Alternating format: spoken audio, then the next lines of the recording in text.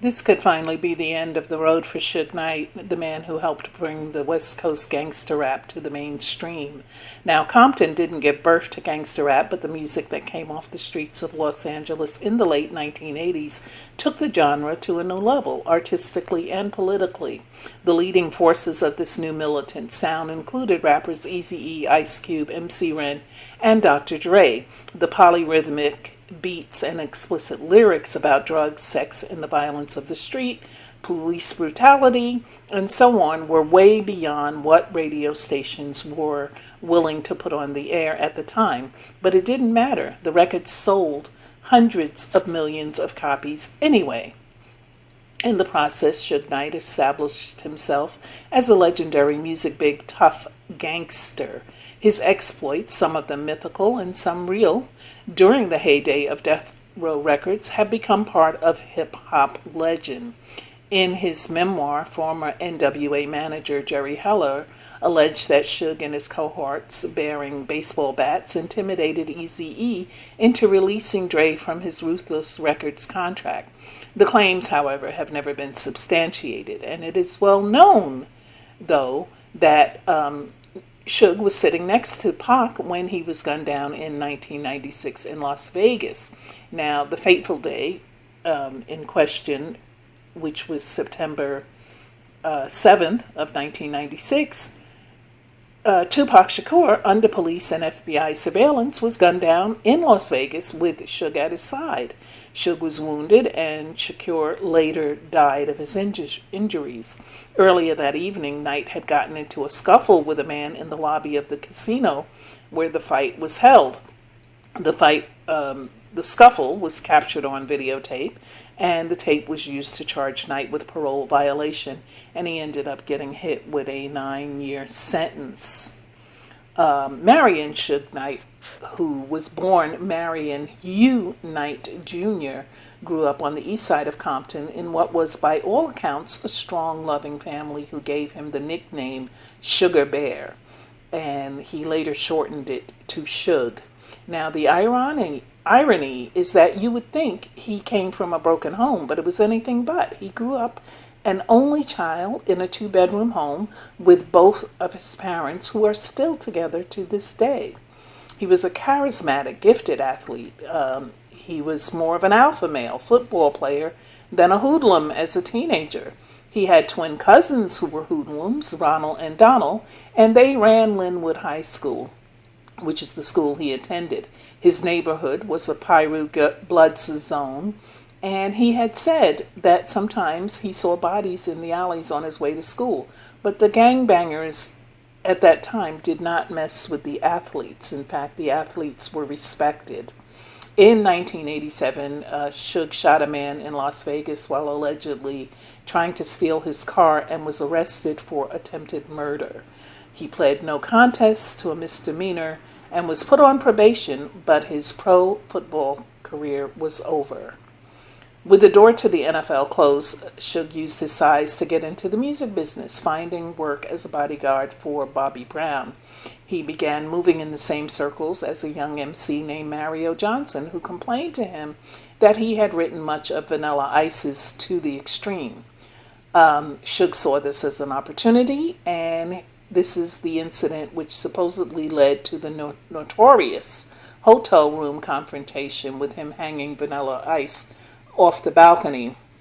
And Vanilla Ice even talks about this in his interview of Behind the Music. He said he really needed to wear a diaper that day, so apparently he had an accident, and I would imagine he was very afraid. He settled out of court for an unspecified amount, and it was Suge's first big payday. In fact, Suge started working as a bodyguard for at the time he was working as a bodyguard for Bobby Brown. He met Dr. Dre. That's when he met Dre, and his next biggest coup came when the DOC, Dre, and himself hatched a plan to get DOC and Dre out of their contract with Jerry Heller's Ruthless Records. The plan worked, and Death Row was founded in 1991 and distributed by Interscope. Now, Interscope was founded in 1989 by Jimmy Iovine and Ted Field of the Marshall Fields dynasty. And it was a $20 million joint venture with Time Warner's Atlantic Records.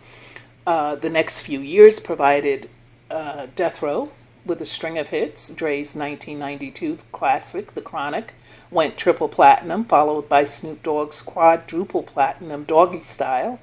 And in the space of a few years, Knight had inserted himself into the heart of West Coast hip-hop and virtually took over.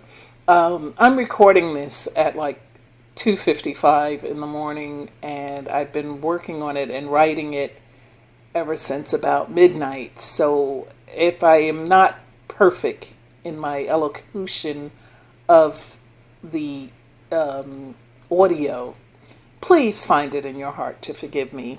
I can't go to sleep because I'm wide awake, so I'm doing what I do, which is my work, which is to present this to you. But even though I can't go to sleep, sometimes because of my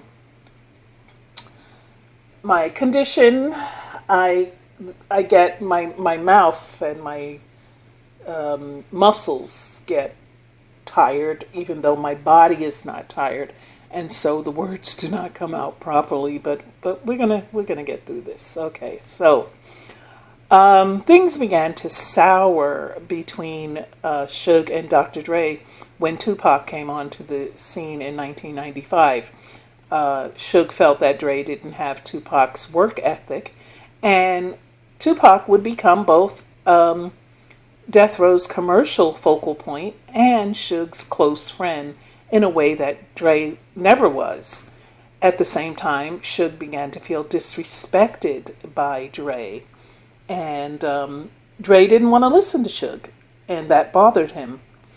The final break, however, came when Suge began a relationship with Michelle, who was Dre's former fiancée and the mother of his son Marcel.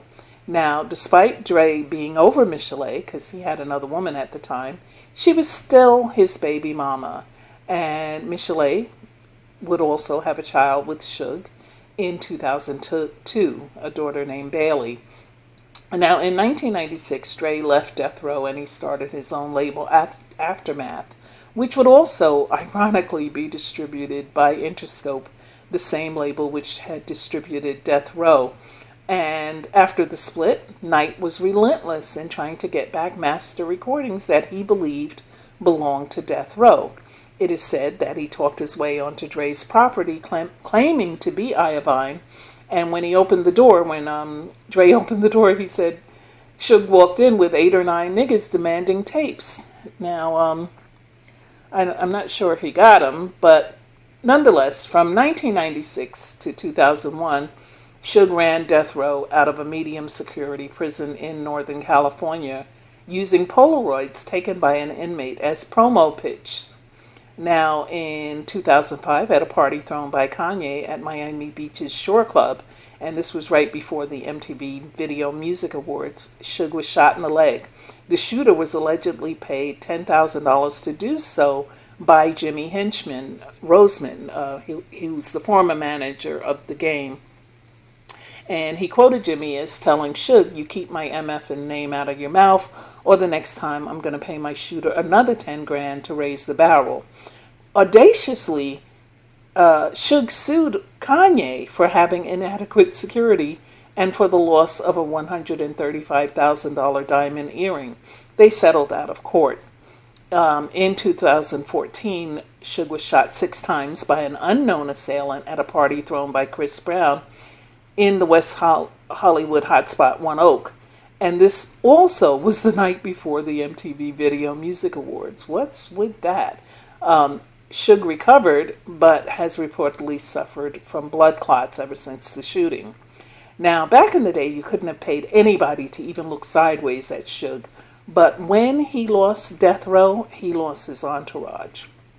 Suge's refusal to let go of the thug life and his Pyru gang affiliation, which is something I would think he would have stepped away from a long time ago, Instead, he got neck deep into it. And his dreams of restoring Death Row to its former glory fizzled. A lot of people didn't want to see him succeed.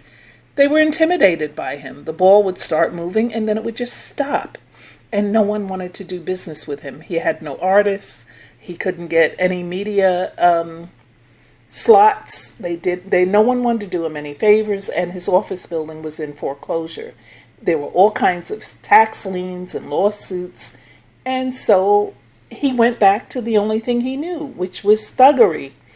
And he was constantly getting into brawls with people, even at the death row headquarters on Wilshire. It was said to be a gang hangout. And the minute you walk through the door, I can tell you this from personal experience, you were greeted by this painting of Dr. Dre being sodomized by a muscular blonde man, and Diddy wearing a tutu, and a very unflattering pig-like image of Biggie.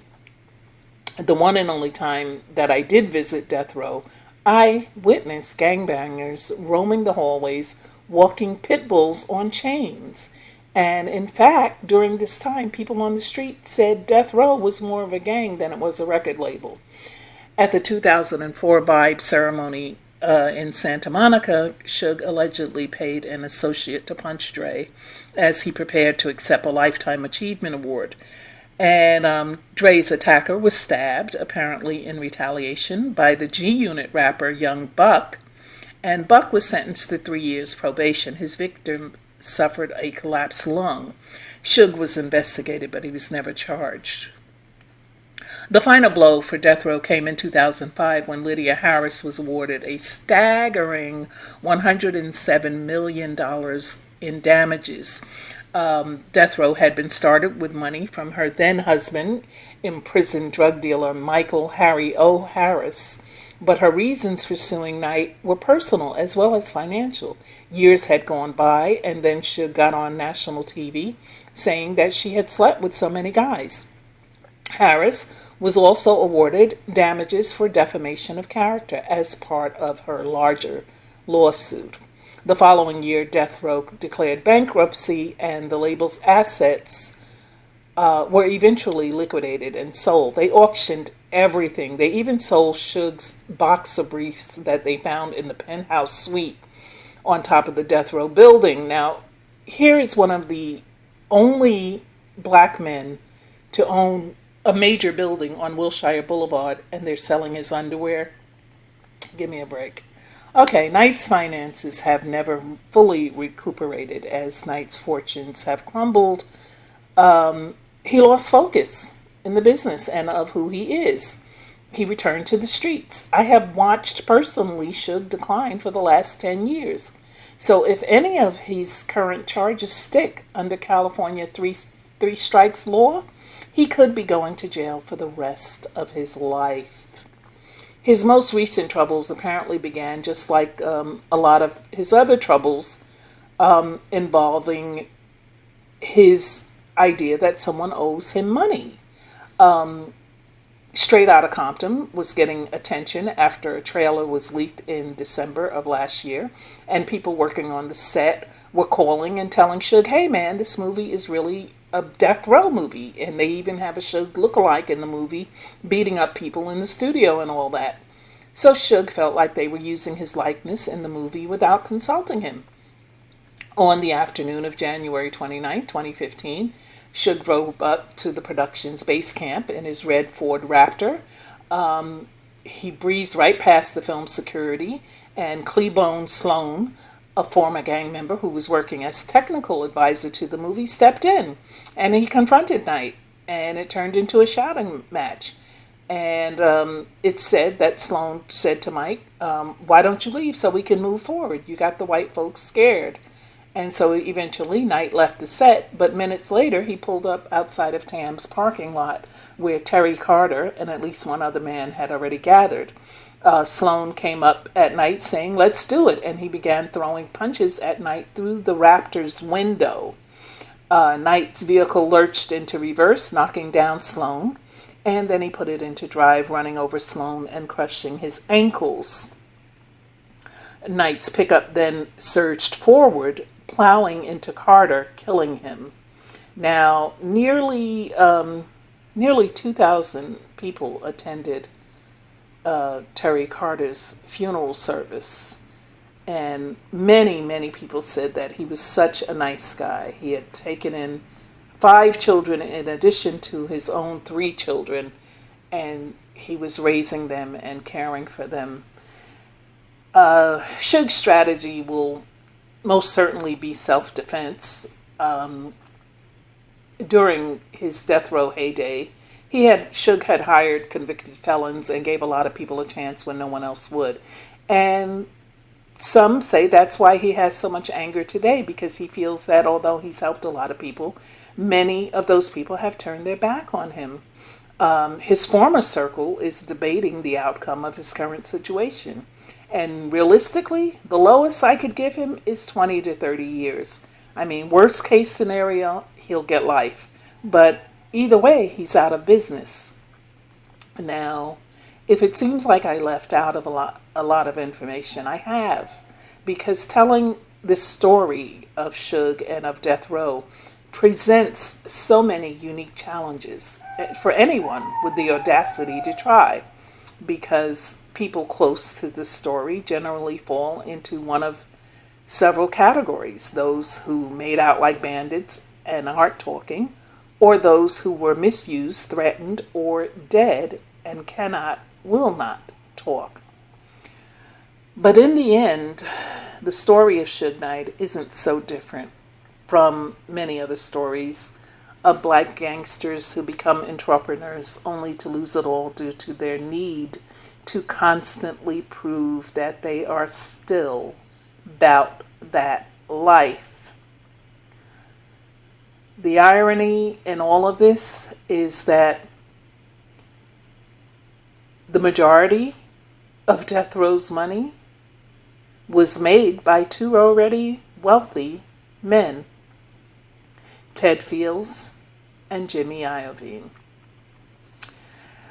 So, what do I want to say here? Lord, I want to talk to you about those people who can't seem to let that street life go. It's a stronghold. I know, I've been there. The lure of the fast money, the fast pace, the fast women, the fast men, the fast cars. They're all lures. And those who are attracted to these lures are like the guppies just coming up and trying to grasp that little worm or that little bit that's on the end of the fishing line, not knowing that they're going to pay with their lives. And, even if they don't die in the process, going to jail for the rest of your life is like dying, because you no longer have a life. Well, you have your jail life, yes, but that's not a life. It is absolutely the worst life. And I can guarantee you that you ask anyone who has done a considerable amount of jail time, including myself, it is the last place you want to be. And every waking moment is spent wanting to get out, waiting to get out. And Lord, I know you preserve us, and I know that you can save anyone. So I'm asking you, Lord, to put your hand on Suge. Keep him focused on you during this time. Give him a spirit of reconciliation that he will choose to ask your forgiveness for those things he has done, and to seek your inner peace and guidance for what's to come, for him to be able to endure whatever punishment that they give him, and to be able to come out, should he get that opportunity to come out, and use his experiences. And even if he doesn't come out while he's in prison, he can use his experiences to help the youth and to help others to not go and follow the same path. The children are dying. This gang stuff has gotten out of control, Lord. They absolutely do not see it for what it is, which is a device of the enemy to kill them all off. They don't have to worry about the police killing them, Lord, because they're killing themselves. And those who manage to come up out of it and to get firmly planted and become successful, they need your intervention to realize that they have been saved by grace. And when you save us from grace, Lord, you do that so that we do not return back to the muck and the mire. And so it's okay. I'm going to get through this because, Lord, I am talking to you about the children. And I am so heavy-hearted about the children because most of what they're hearing in entertainment and their devices talks about getting money and getting things. And for that child in the hood, it's not a reality unless he gets it the wrong way. So we have to retrain them, Lord. Help us, the elders, to retrain them and change their thinking so that they are not so obsessed with getting things. Let them instead get wisdom and understanding and education, which can be gotten through attending school and going on to colleges, and then they can get those things they desire. But help them to know that material things are not necessary for having a fulfilling life. You promise to take care of us, Lord. And you do. You take care of those who love and serve you. So I ask you to teach the youth to trust in you and not in the material riches of this earth. And to look at this man's story and know that the devil is a liar. And he cannot be trusted. And to not fall into his traps. I ask these things in Jesus' mighty, mighty name. Thank you. Amen.